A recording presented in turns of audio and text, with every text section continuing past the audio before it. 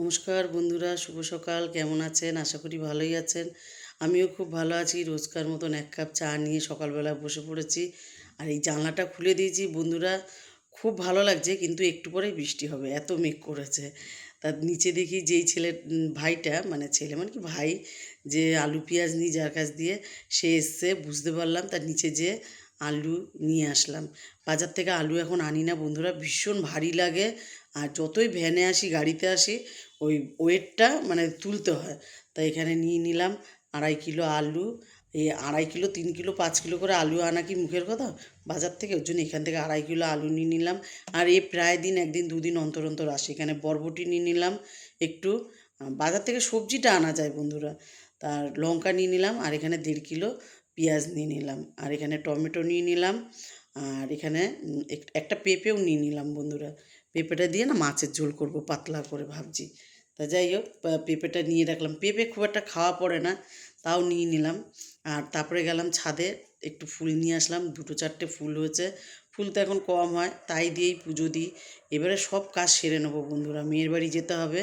মেয়ে একটু বেরোবে, আবার সেই তাড়াতাড়ি করে ঘরের কাজ আগে, বিছানাটা ঠিক করে নিলাম। আমার তো একটা ব্যায়াম আছে, রোজ মোছামুছি না করলে পেটের ভাত হজম হবে না। তাড়াতাড়ি করে সব কাজ সেরে নিলাম। আর দুদিনের বাসন পড়েছিল জানেন, এই যে বাসনগুলো ধুয়ে নিলাম তাড়াতাড়ি করে।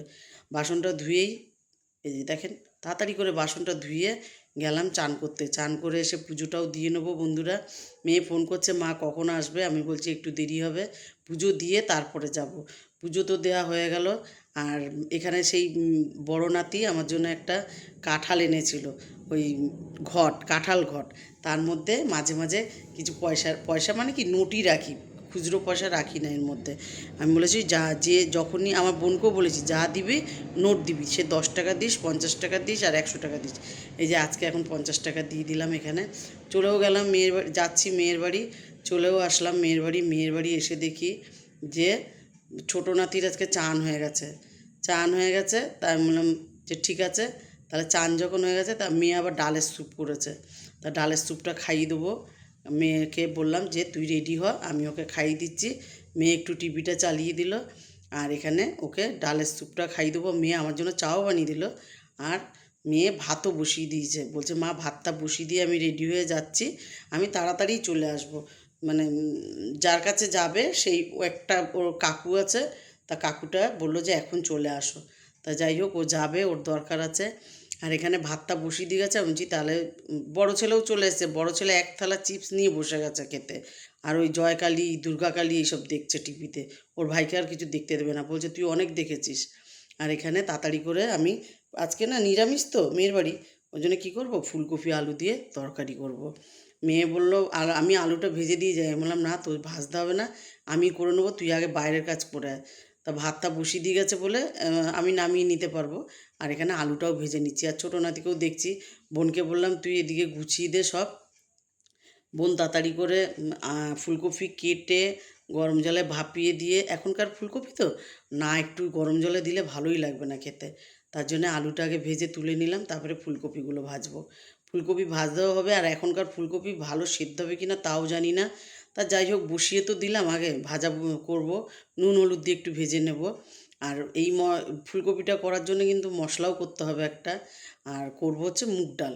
আজকে আবার মুগ ডালও করতে হবে, না তো শুধু তো এই তরকারি দিয়ে পাঁপড় ভাজা দিয়ে হবে না। ওই জন্য একটু মুগ ডালও করে নেব। মুগ ডালটা ভালো করে আগে বেছে নিলাম, তারপরে কড়াইতে আগে ভাজবো ভালো করে। আর এখানে দেখেন ছোটো নাতি পাউডারের কেসটাকে উল্টিয়ে পাউডার ফেলে দিয়েছে। এখানে ওইটা ভাজা হয়ে গেছে, আর এগুলোও তুলে নিচ্ছি ফুলকপিটা। এবার তরকারিটা বসিয়ে দেবো বন্ধুরা। জিরে, না, আগে ডালটা ফোড়ন দিয়ে নিই বন্ধুরা, তারপরে তরকারিটা বসাবো। তা ডালটা আগে এদিকে দিয়ে দিয়েছি, জিরে, শুকনো লঙ্কা। আর তারপরে দিয়ে দেবো একটুখানি নারকেল ছিল ফ্রিজে, ওটাকে কুচিয়ে রেখেছি, ওটাও দিয়ে দেবো। মুগ ডাল তো ভালোই লাগবে খেতে। তা যাই হোক, আগে নারকেলটাকে একটু ভেজে নেব। আর একটুখানি আদাও গ্রেট করে রেখেছি। আদাটা গ্রেট করে রেখেছি কেন, মুগ ডাল নিরামিষ, একটু গন্ধটাও ভালো লাগবে। এর সাথে বন্ধুরা হিং দিলেও ভালো লাগতো, কিন্তু হিং দেবো না। তা যাই হোক, এখানে আমি দিয়ে দিলাম আদাটা তেলের মধ্যে। তারপরে আদাটা যেই একটু বেশ তেলের মধ্যে ভাজা ভাজা হবে, অমনি ডালটাকে দিয়ে দেবো। ডালটাকে নুন হলুদ দিয়ে ভালো করে সেদ্ধ করে রেখেছিলাম বন্ধুরা। তারপরে এটাকে ফোড়ন দিয়ে নেবো। আর ফোড়ন দেওয়ার পরে না বন্ধুরা একটু দেবো, চিনি দেবো, যে 1 চামচ মতন বেশ চিনি দেবো, তাহলে একটু কি মিষ্টি মিষ্টি হবে, খেতেও ভালো লাগবে। আর ডালটাকে বেশি পাতলা করব না, আর ডালটা করেছি আজকে ঘন ঘন, বেশ ভালো গন্ধ বেরিয়েছে। বড় নাতি বলছে দিদুন বেশ ভালো গন্ধ বেরিয়েছে। আমি বলছি এখনও গন্ধর কিছুই হয়নি, ঘি দেবো, তারপরে ভালো গন্ধ বেরোবে, আরও খাবে যখন তখন বুঝবে। বড় নাতি এইসবই ভালোবাসে, মাছের থেকে ডাল, পনির এইসব খেতে ভালোবাসে। এবারে আমি করব ফুলকপিটা। ফুলকপিটা করার জন্য 4 মগজ আর এখানে পোস্ত, আদা, কাঁচা লঙ্কা পেস্ট করে নিয়েছি। আর এখানে জিরের গুঁড়ো, কাশ্মীরি লঙ্কার গুঁড়ো, হলুদ আর লবণ রেখেছি। আর এখানে তেল গরম বসিয়েছি, তেলের মধ্যে দিয়ে দেবো জিরে, তেজপাতা আর গোটা গরম মশলা দিয়ে দেবো। দিয়ে আর গোটা গরম মশলা দিলে না বন্ধুরা ভীষণ ফোটে, এর জন্যই ভয় লাগে, ঢাকা দিয়ে দিই, কিন্তু এখনই মশলাটা দিয়ে দেবো আমি, দেখেন ফুটছে, হেপি লাগে গায়ে এসে লাগলে। আর যাই হোক আমি তাড়াতাড়ি করে মশলাটাই দিয়ে দেবো। আর মশলাটা বেশ, এতটা তরকারি একটু গ্রেভি না হলে ভাল লাগবে না, তার জন্য একটু 4 মগজ দিয়ে দিয়েছি। পোস্ত এতটা তো আর পোস্ত দেওয়া যাবে না, ওর জন্য একটু 4 মগজ দিয়ে বেশ একটু মানে গ্রেভিটা বাড়াবার জন্য করে নিলাম এখানে।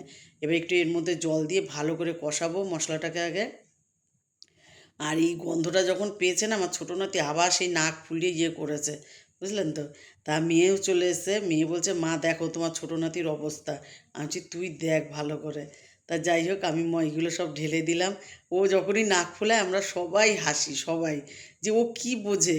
তা যাই হোক আমরা এখানে আমি করে নিলাম এখানে তরকারিটা। কষা কষা আগে করব, কিন্তু এটাকে আগে ভালো করে কষিয়ে নিলাম। আর এর মধ্যে সামান্য জল দেবো, জল বেশি দেবো না, কারণ এটা গামাখা মাখা করবো, যেহেতু ডাল করেছি, পাঁপড় ভাজা আছে, ওই জন্য এটা গামাখা মাখা করবো, মানে যাকে বলে ফুলকপি আলুর রসা, সেরকম করব। তা যাই হোক ঢেলেও দিলাম জলটা, ঢেলে দিয়ে এবারে ঢাকা দিয়ে রেখেছি। এবার ফুলকপিতে দেখবেন যতই রান্না করেন না কেন একটু গন্ধ তো বেরোবেই, এমনি কিন্তু গরম জল দিয়ে নিচ্ছি, তার জন্য একটু দিয়ে দেবো ঘি আর গরম মশলা, তাহলে গরম মশলা ঘি দিয়ে ঢেকে দিলে আবার একটু গন্ধটা অন্যরকম লাগবে। তাই এখানে দিয়ে দেবো সানরাইজ থাই গরম মশলা, এটা আগে দিয়ে দেবো, আবার একটু ঘিও দিয়ে দেবো, দিয়ে তারপর ঢেকে দেবো।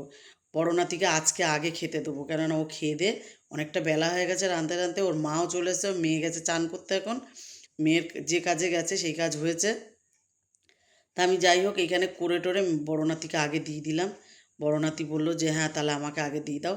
এই যে ওকে পাঁপড় ভাজা দিই, পাঁপড় না ভাজা না, এটা কিন্তু সেঁকা। আর এখানে ডাল দিয়েছি, আর এখানে ফুলকপি আলুর রসা দিয়েছি।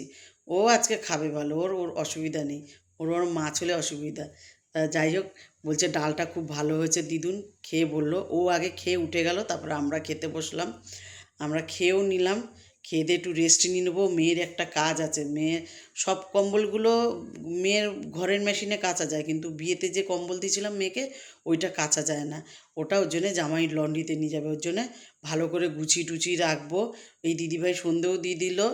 আজ এটুকুই, ভালো লাগলে লাইক করুন, কমেন্ট করুন, আমার ইউটিউব চ্যানেলটাকে সাবস্ক্রাইব করুন, পেজটাকে ফলো করুন, ভালো থাকুন, সুস্থ থাকুন, শুভরাত্রি।